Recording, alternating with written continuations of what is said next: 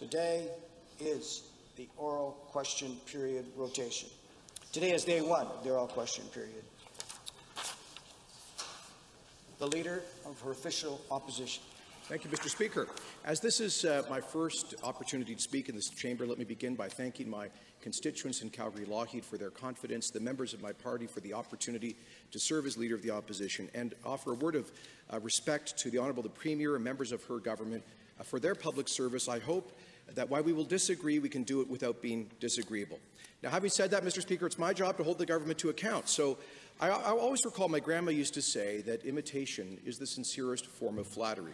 So we were very flattered with the throne speech, Mr. Speaker, seeing the government do a complete 180 and accepting the strategy we had long advocated to fight for our pipelines by being prepared to turn off the taps. The question, Mr. Speaker, is why did it take so long? The Honourable Premier. Well, thank you very much, Mr. Speaker, and of course I'm also very pleased to welcome the member opposite to the House. You know, at the end of the day, we're not going to take lessons, although, from the Leader of the UCP on our energy future. We had Conservatives in Ottawa, we had Conservatives in Edmonton, and we had Conservatives in Victoria for 9 years, and they couldn't get a pipeline built, Mr. Speaker. No pipeline, no diversification. They had their chance and they blew it. Mr. Speaker, that won't happen again. We will get that pipeline built. Yeah, we will. They are taking lessons, and we appreciate that, Mr. Speaker. We hope they'll take more of our good ideas. But, Mr. Speaker, I'm also glad that the NDP has accepted our call for a debate and hopefully a unanimous motion where we could all speak for the importance of our resources and against the BC New Democrats' efforts to violate the Constitution and the rule of law. So I have a very simple question for the government. Will the government accept one of our constructive amendments calling on the federal government to use its clear power to override Victoria's delay tactics by invoking Section 92 of the Constitution Act and declaring the Trans Mountain Pipeline as being— Thank you, Honourable Member. Honourable Premier. Well, thank you very much, Mr. Speaker, and I certainly do hope that the members opposite support our motion, because I think it's very important for all Albertans to come together and actually get this pipeline built. With respect to the member opposite's motion, the fact of the matter is the federal government already has that authority because the pipeline crosses boundaries. So, in fact, accepting that motion would somehow suggest that they don't already have that authority. We know they have that authority. They approved the pipeline, Mr. Speaker, and we will get the pipeline built.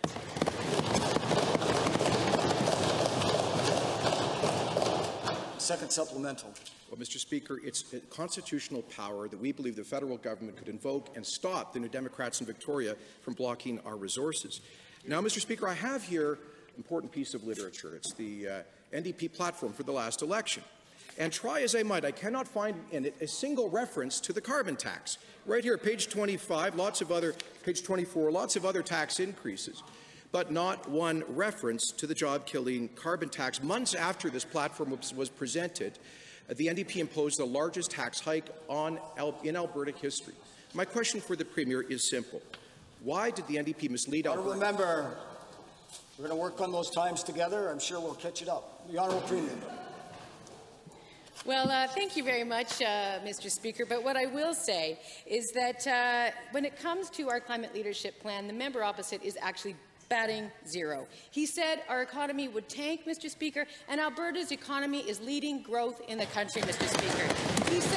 He said jobs would flee Alberta, but Mr. Speaker, last year alone, 90,000 jobs created in Alberta. Mr. Speaker, he said we won't get the pipeline built, and my advice to him, welcome back to Alberta, never bet against Alberta, Mr. Speaker.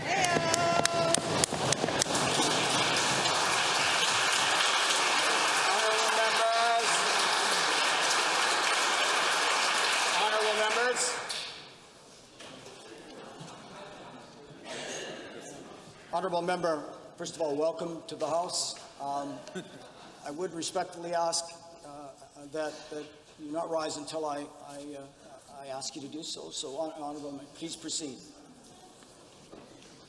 I was just receiving the standing ovation, Mr. Speaker, but, you know, shows how out of touch the NDP is. They're talking about happy times when 175,000 Albertans are unemployed, and their high-tax strategy led to one of the biggest and longest recessions in our history. But I want to ask the Premier about her so-called theory of social license. She told Albertans if we just pay more for everything, somehow magically pipeline opponents would become pipeline supporters and pipelines would get built. But Justin Trudeau vetoed Northern Gateway, killed Energy East, Barack Obama vetoed Keystone XL, and now the BC New Democrats are doing everything they can to kill Trans Mountain. So whatever happens... The Honourable Premier.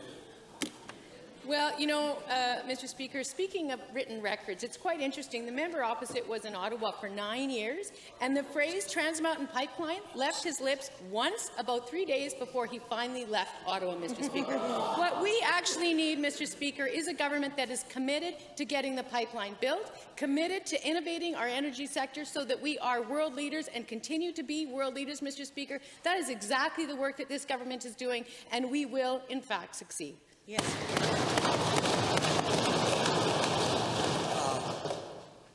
The Honourable Member.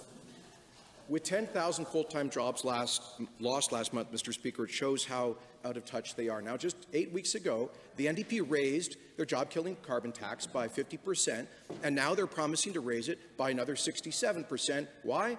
Because Justin Trudeau asked them to, and they're keeping the door open to even higher raises beyond that. So since the carbon tax hasn't done anything to get us a pipeline, Mr. Speaker, my question is, will the Premier stand and commit today that she will not raise the carbon tax by a further 67% just to satisfy her ally, Justin Trudeau? The Honourable Premier. Well, thank you very much, Mr. Speaker. What I would say to the member opposite is that climate denial is, quite frankly, a dead end for Alberta. The UCP wants to walk down that road again. We say no. We say that Alberta is a world energy leader. We say that we need to have those new jobs, like those 90,000 new jobs last year. We need new industries. We need innovation. We need diversification. We need renewable energy, Mr. Speaker, and we need a pipeline to Tidewater. All those things that this government's going to get done, Mr. Speaker. To clarify, third supplemental or second supplemental?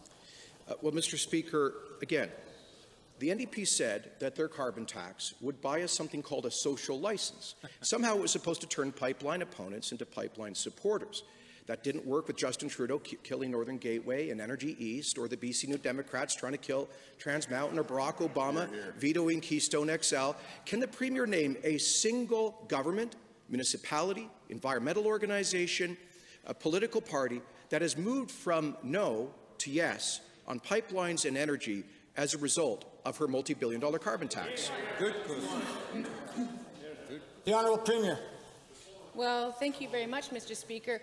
On November of 2016, the federal government of this country approved the Kinder Morgan pipeline, Mr. Speaker. And when they did it, Mr. Speaker, they did it with specific reference to the climate leadership plan that Alberta brought in place, which is leading the country in helping our country do its part on climate change while we take our place as the world-leading energy producer, Mr. Speaker. Member. Mr. Speaker, that's the same federal government, her close allies, that killed Northern Gateway, that killed Energy East, about which this government did nothing to protest, Mr. Speaker.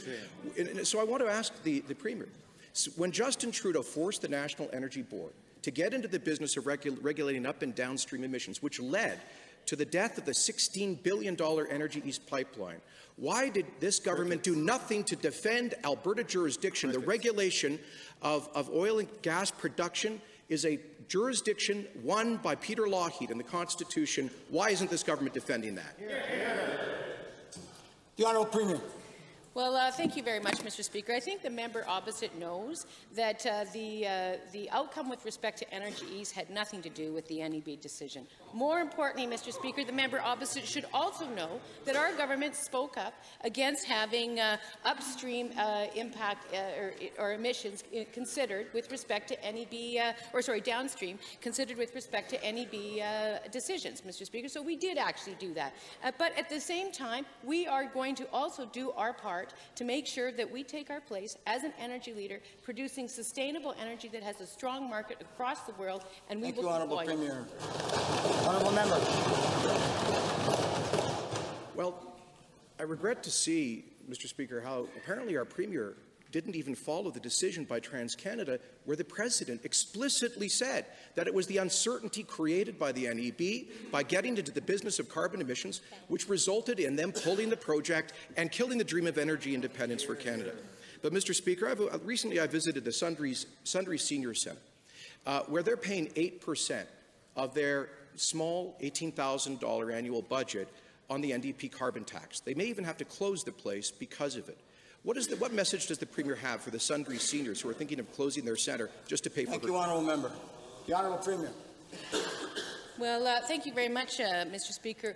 What we can say and have said is that we will be working with community members in Sundre and across the province, quite frankly, to come up with different ways in which we can support nonprofit agencies in increasing their efficiency and reducing their costs.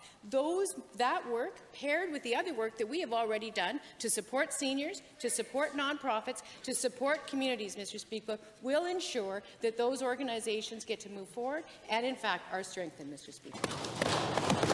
Second supplemental.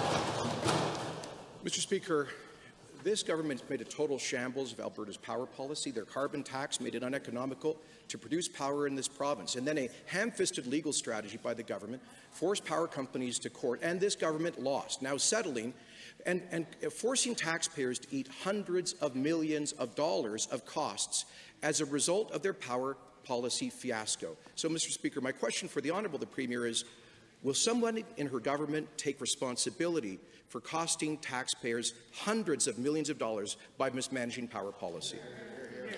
The Honourable Premier. Well, thank you very much, Mr. Speaker. Our government took legal action to protect Albertans from previous governments' misactions, Mr. Speaker. The excess consumer supply that was created by that likely benefited Albertans, didn't hurt them. And at the same time, we're very pleased to see that the matter is resolved. And now we look forward to working with all of our industry producers to actually fix what was a broken electricity system and provide cleaner electricity, more stable electricity, more reliable electricity, and greater renewable investment, Mr. Speaker.